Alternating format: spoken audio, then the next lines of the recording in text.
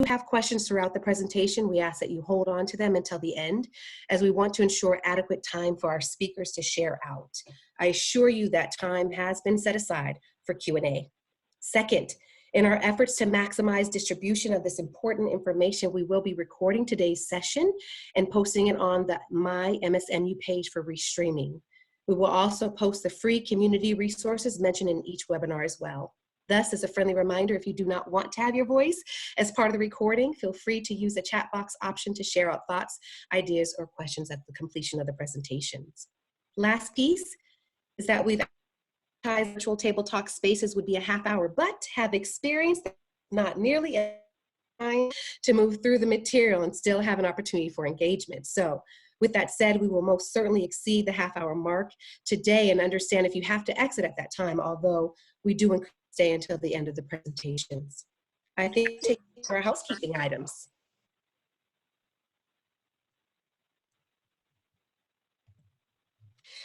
To begin, my name is Carrie Boland, and I serve as the Director for the Center for Diversity, Equity, and Inclusion at Mount St. Mary's University. The goal is to provide leadership and vision for programs and services that advance diversity, equity, and inclusive excellence for all members of the Mount community.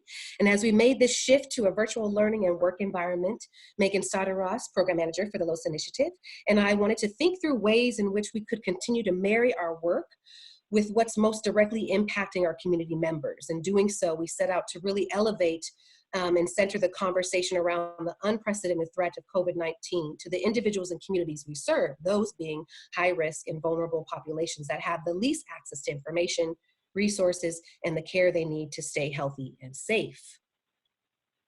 Over the past several weeks, you've probably seen headlines making visible the inequitable experiences of our undocumented persons as they continue to navigate increasing challenges and obstacles further exacerbated by this global pandemic. Today, we're going to learn a little more about what it means to be undocumented, the impact of the COVID-19 pandemic, and what resources exist to help support this often silent and invisible population.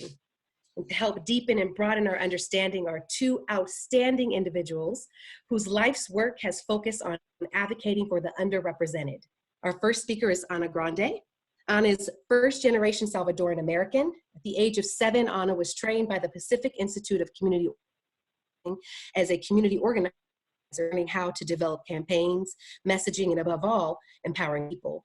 With a focus on immigration and access to higher education, Ana eventually became the statewide director of the California DREAM Act, a policy that became law in 2011. She also worked on policy issues like the Affordable Care Act, DACA, expanding Cal grants for Health LA, and lately Medi-Cal. Alumna, Ana currently serves as the Associate Executive Director at the P.F. Brazy Foundation, spearheading all COVID responses, programmatic growth, and fiscal sustainability. And our second outstanding speaker is Alma Saeed.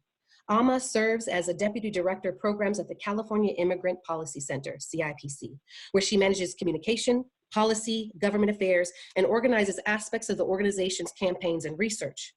Alma joined CIPC with over 15 years of experience as an economic justice advocate. Her work focuses on the critical intersection of organizing, litigation, and policy development on behalf of low-income communities of color. Prior to joining CIPC, Alma served as General Counsel and Policy Advisor at the National Domestic Workers Alliance, where she led campaigns to combat policies harmful to low-wage workers and immigrant communities. Before her work as an advocate and lawyer, she worked as an analyst with the Senate Banking Committee and the Joint Economic Committee in Washington, D.C., and brings a wealth of experience managing and staffing electoral and ballot measure campaigns. So we are incredibly blessed to have two powerhouse change agents with us today. At this time, I'll hand it over to Ana Grande. Hi, everybody. I'm going to start sharing my screen in a minute. Hopefully everybody could see it. Again, thank you so much for the invitation today. I'm kind of honored because I'm back with Mount St. Mary's, and God, you know, it's my alma mater. So anywho, as Carrie was saying, I have plenty of experience working with the undocumented community over the years. And what I'm about to share with you is a concise, but not most likely complete, list of resources and what they're going through right now. The reason why it's not complete, it's because I'm not really delving into the national landscape. And Almas can obviously jump in at any time to help me through this. So there are a couple of type of undocumented folks, and I want to go through them because we're going to, anything that they are eligible for depends on what their status looks like. So there's the undocumented person that is not protected by any law and has no pathway to citizenship. There is the documented young professional and or college students that are eligible for the Deferred Action for Childhood Arrivals, which is an executive order signed by President Obama. There's temporary protective status, and like documented individuals, TPS holders are permitted a work permit and deferred process of deportation. These are also usually older adults or that have received TPS through emergency services because of natural disasters in their own countries, such as Honduras and Haiti. Adjusting status, people are in transition of adjusting their status, so they might be fully undocumented, documented, or TPS, or fall under any previous visa holder categories, and now are adjusting their status to become permanent residents and or citizens as the law applies. So living undocumented, especially under COVID-19, there are a couple of things that we need to consider. They have no benefits for the most part, and we'll talk about them in a few minutes. There's a lot of social stigma that undocumented folks, you know, pretty much take away the resources, the little resources we already have. They serve as political scapegoats, that they are also economic weight on the economy locally as well as nationally. They earn less money than most. And I say most just because a lot of undocumented are actually in the trenches right now. They're doctors and nurses and they're scientists. So we're not specifically speaking about them at this point. I'm speaking more of those that are not in the trenches like that. They are the grocery store workers. They are the hotel workers, the nannies, the housekeepers, the car washers, all of that. Healthcare access is minimal depending on where you live. Higher ed persistence may tend to be lower depending, of course, where you live.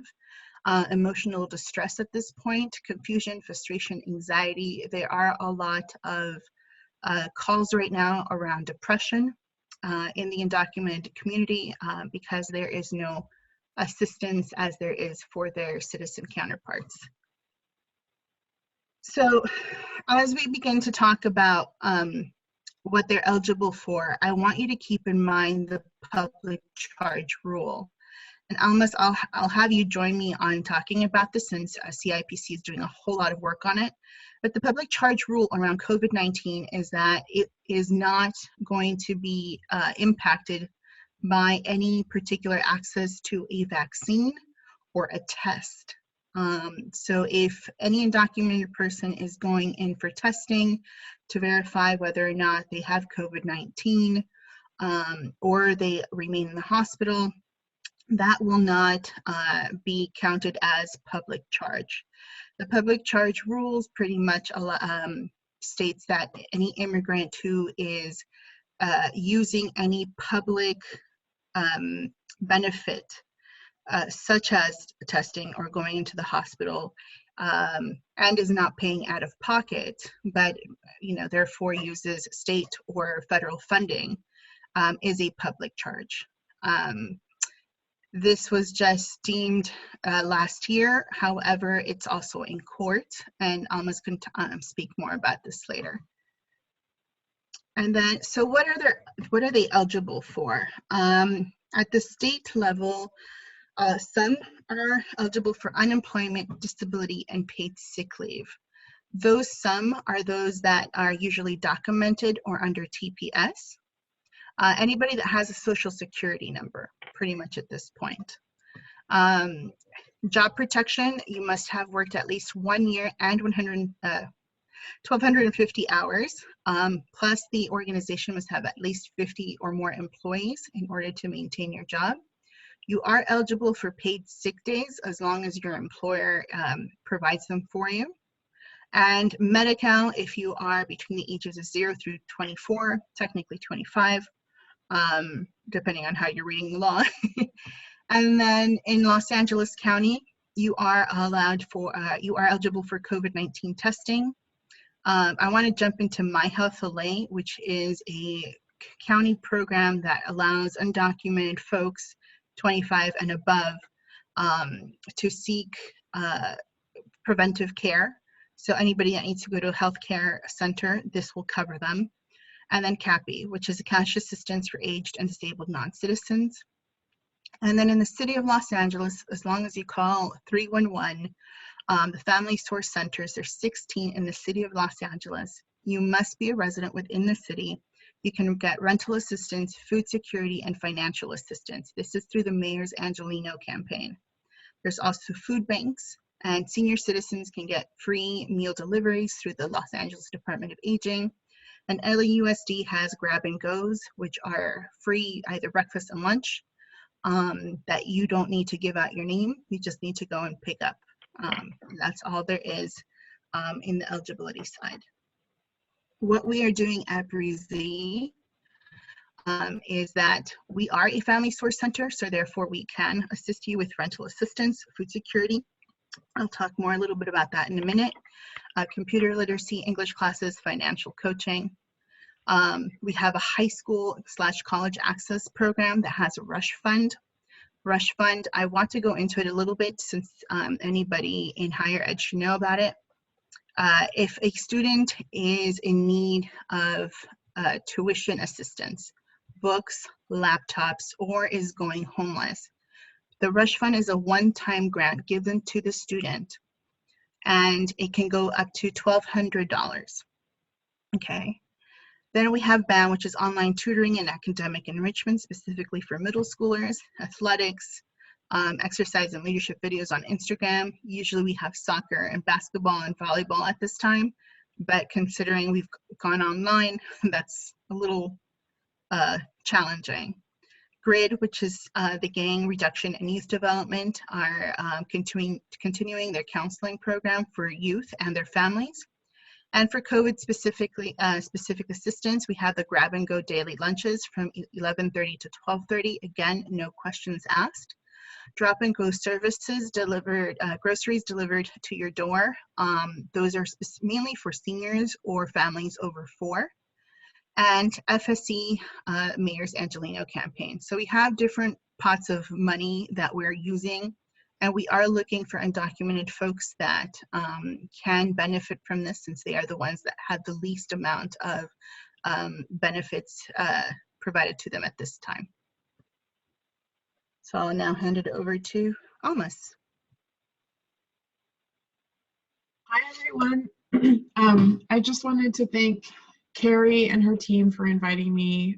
What a powerful introduction. Maybe I'll call you every day, because that was awesome. I wanted to introduce myself. Thank you, Anna, for your kind of teeing up a conversation about what we're going to be discussing today, which is the state response, as well as the disproportionate impact of the current moment on all of us. But give me 1 second while I figure out how to share my screen with everyone.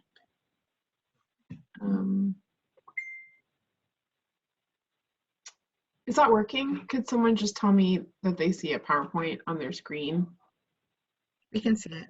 Sweet. Thank you so much. I appreciate it. I am working with a few monitors today.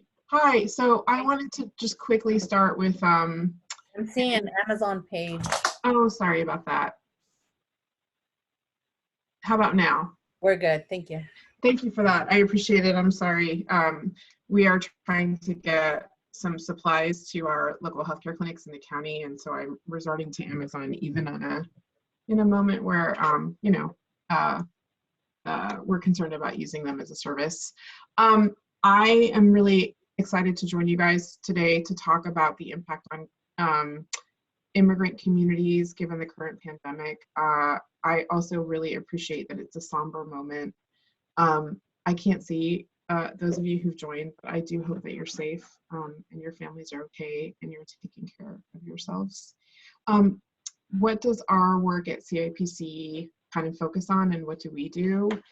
We're a policy advocacy and organizing center. Our focus is policy that impacts immigrant communities. Often that means we're thinking about what the state's budget process, as well as federal and state policies mean for immigrant communities and undocumented communities in particular. Our work is anchored in 3 areas. Healthcare at the moment, mitigating the impact of the public charge rule that Anna mentioned, and I'll try to talk about more. Ensuring economic justice for immigrant communities and ending support for detention and deportation, state support. At the moment, our key campaigns are Health for All. Anna mentioned this when she referenced Medi-Cal expansion to young adults, those folks who are income eligible through the age of 25, expanding the earned income tax credit to undocumented workers. At the moment, there are a lot of federal tax credits as well as state tax credits that exclude undocumented workers, and we really try to make sure that all immigrant workers are included in those tax credits. I'll get into this a little bit on the next slide. And then there are 2 detention deportation policies that we are really advocating for this year that dismantle the sheriff's role in extending detention and deportation, like that kind of infrastructure, and reducing information sharing between local law enforcement and the federal government as a stopgap and slow down to detention deportation. I wanted to just provide some context setting for those of you on the call. So it's no surprise, immigrant communities, of course, are deeply essential to California and the country. I'm from Kansas, and that's true of the demographic that I grew up with, where 8% of the state is made up of immigrant communities. In California, there are 11 million immigrants overall, and 2.2 million of those immigrants we refer to as undocumented. I wanted to take a moment sort of to build on Anna's point that the immigrant communities are complex, but in this moment, so is reference to undocumented folks. It's really important because in the way that we think about these communities, it's not at all monolithic. Undocumented immigrants might have come here on work authorization or some kind of humanitarian protective visa, for example, TPS that Anna mentioned, and then we're not able to renew it. Or they might have crossed the border seeking asylum or refugee status and continue to stay. Those distinctions really matter generally when we're talking about communities. In this moment in the pandemic, I think we're all in this together in terms of making sure people have resources, food, and economic security. But just as we talk about these communities, the framing is valuable. So while cities like LA, San Francisco, Chicago, other places have a high concentration of immigrant communities, in California, oh, it's not about Chicago, it's about California, sorry. Areas that we don't necessarily think have a lot of immigrant communities in them, like the Central Valley and the Central Coast. There's like a rapid migration into those areas. It matters in a moment of COVID-19 when you think about, for example, the folks who harvest our food, farm workers. This, of course, changes the demographic and political landscape of California. I want to just move to the impact of the current crisis. So if you're following this super closely, you might be seeing that while we don't have very clear data out of the gate, it does look like not just like a disproportionate impact of Latino community members and immigrants, as well as Black communities are impacted by the COVID crisis, but it's significantly disproportionate. early numbers out of Chicago and Boston are indicating that the infection rate of COVID-19 in lower income communities of color is almost 30% higher. Those numbers are incredibly sobering. We do not have official numbers either from those cities or from the government. They're from hospitals. We also don't have a lot of information about this in LA or San Francisco or California generally, but it's something to keep in mind. The reason that it matters is because the exclusion of immigrant communities from the systems that are here to support us in a moment of a pandemic, there's a direct link between how sick people are getting now and the lack of infrastructure to support these communities, as well as programs to do it.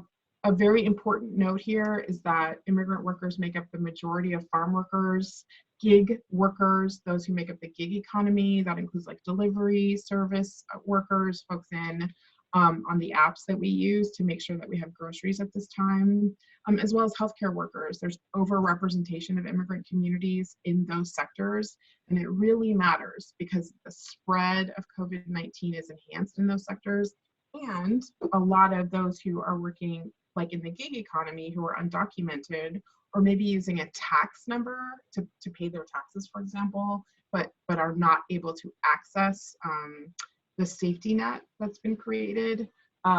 It makes this crisis much more concentrated and intense. This is the note that I wanted to highlight, that as I noted earlier, we're seeing just like a higher proportion of members of the Black community, Latino community, immigrant communities generally impacted in our urban centers. And I know in California, that trend, we are seeing that trend in the Central Valley, as we're seeing about a dozen cases of farm workers who were impacted by COVID-19. To Anna's point, and I just want to get to sort of the resources piece here. The resources that the state and the federal government are using matter more than ever.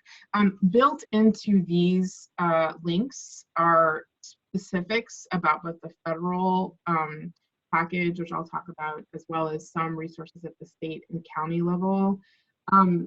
Before I get into that conversation, just to build off of what Anna was sharing, the public charge rule, which she discussed a little bit, impacts a very small number of people. If you are applying for a green card and your income is very low, such that you might have used safety net programs in the past, something called a public charge assessment might be used in your green card application.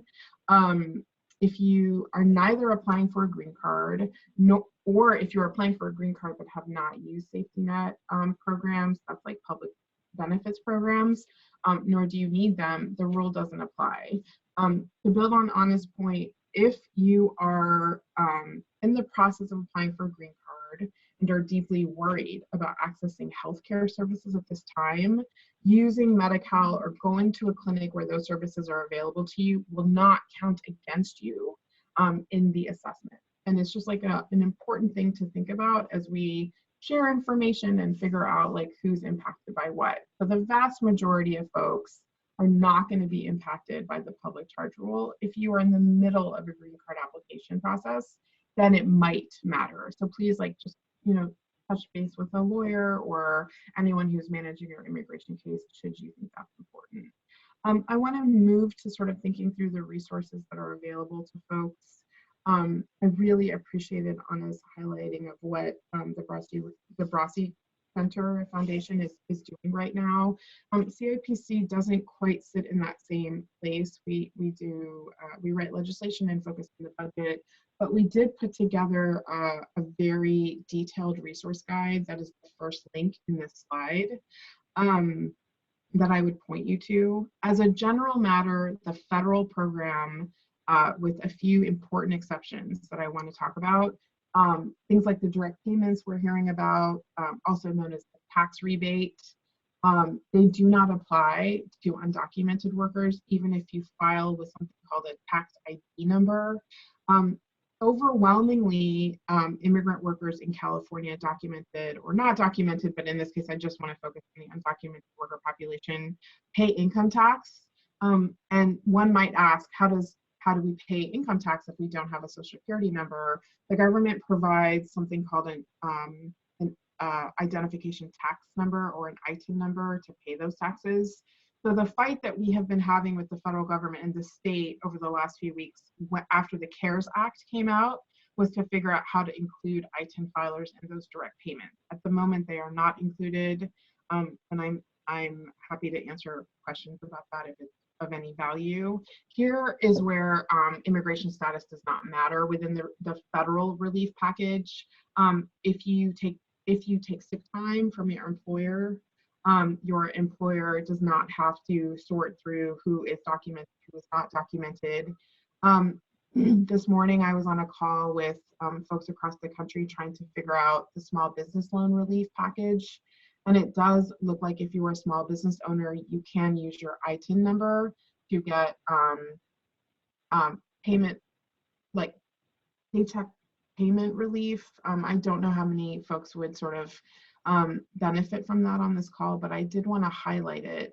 The other thing that's happening, of course, is advocacy to develop a fourth bill to ensure that there's relief, including direct payments for undocumented folks and ITIN filers. Finally, emergency Medicaid or Medicare, depending on your age and what you would be eligible for, you can access those services regardless of status. At the federal level, normally your status will impact eligibility. But emergency Medicare or Medicaid at this moment, if you are, and I actually misunderstood even when the rules came out, I thought you had to have it confirmed, like only the test would you'd be eligible to get the test and nothing else. It does in fact also include preventative care. I want to move to state resources and then just make a couple of quick distinctions between our general safety net and then like the COVID-19 response.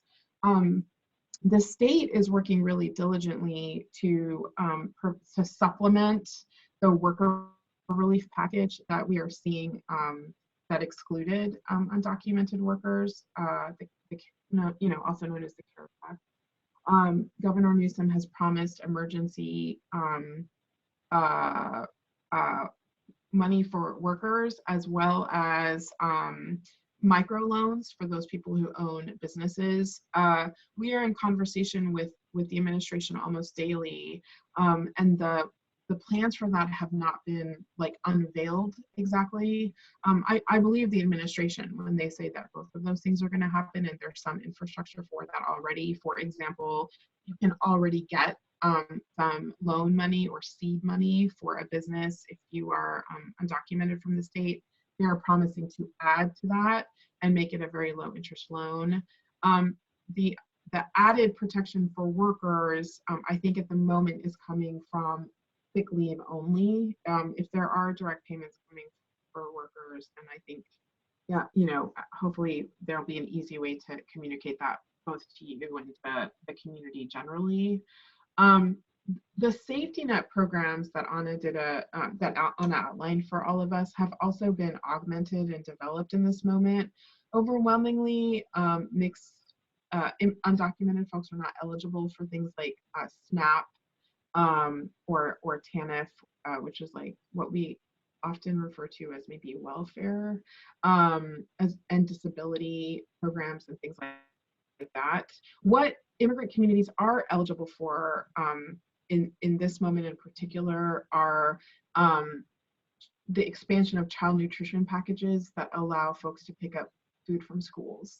About $8.3 billion have been invested in the expansion of those programs between the first federal relief package called the Families First Coronavirus Act or something, FFCA, we call it for short, and the CARES Act, as well as, to Anna's point, local resources at the county and city level to ensure that food banks are stocked, and other places where you might be able to access services. In CIPC's case, anchor the Health for All campaign, and there are community clinics where you can get healthcare services as well, and that's built into this resource guide.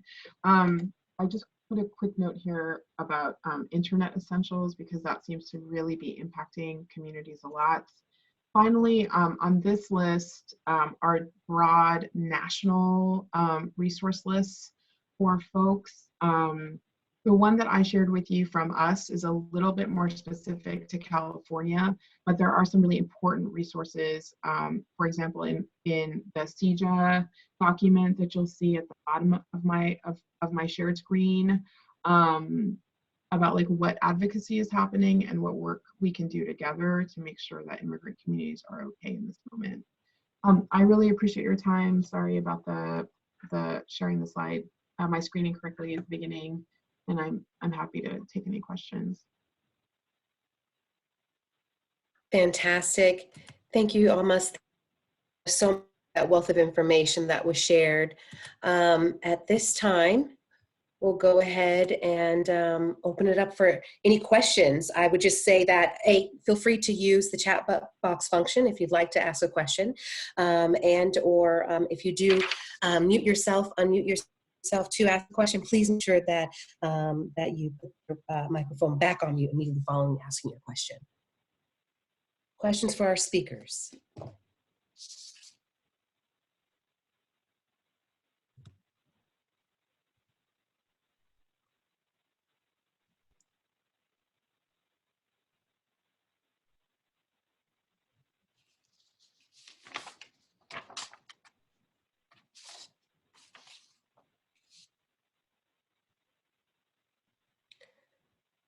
Wow.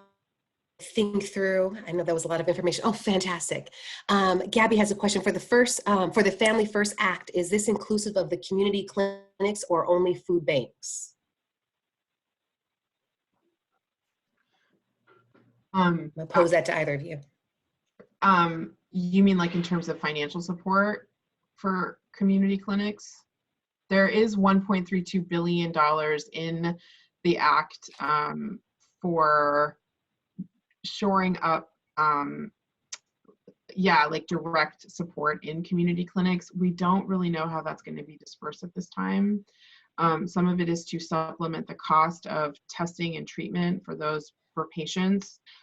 And some of it is to just add more healthcare workers to community clinics. LA is going to get some of that. California is going to get some of that money, but we don't know exactly the proportion. The one thing that I'll say, and I got this question yesterday and was like, oh, it's a good one. Community clinics are not exclusively free. And that is, I think, what the supplemental package is trying to address, to try and make testing and treatment as low cost as possible. But if you go to a community clinic, remember, especially in Southern California and San Francisco, there's no immigration check. Like, you're not going to be excluded from receiving care because of status, but it's not free. Thank you.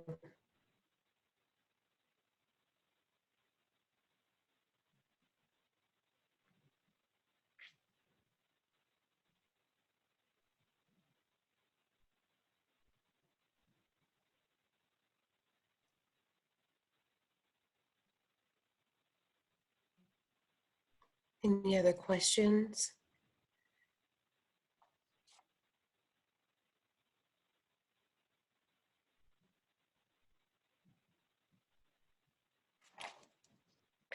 Question from Janet, it reads as such: is the Rush Fund only available to undocumented? No, it is not. It's available to all students as long as they are in higher education. And when you say higher education, is that fully enrolled or part-time or? We prefer fully enrolled, but we will do part-time enrollment, and they must live in LA County. Excellent, thank you.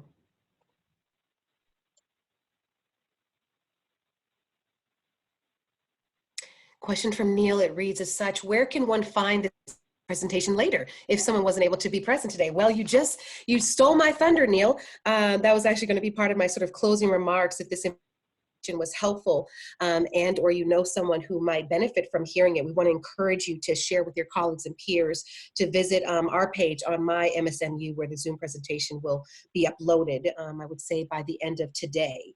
That way we're empowering our peers to make it with the same information so that we can be advocates but also make informed decisions. Thank you for that question, Neil.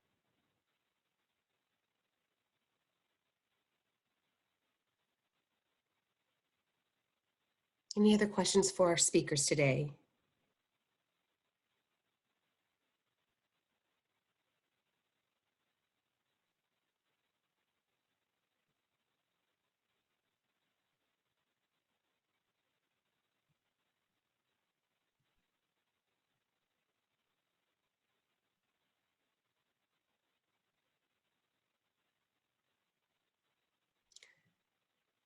Tiana says, can you guys explain the Rush Fund again?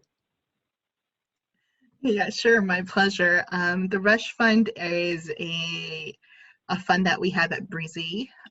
So you'll have to call us, and I can type down the number here in the chat. So this is for specifically for students who are in college or four-year university that are in need of tuition, gap payment, books, laptops, or even housing. We can only go up to $1,200, and this is only a one-time grant for the student. It's a very quick, and we usually have about a week or two turnaround the max.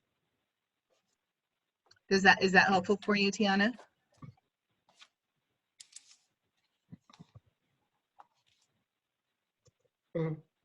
Yes, thank you.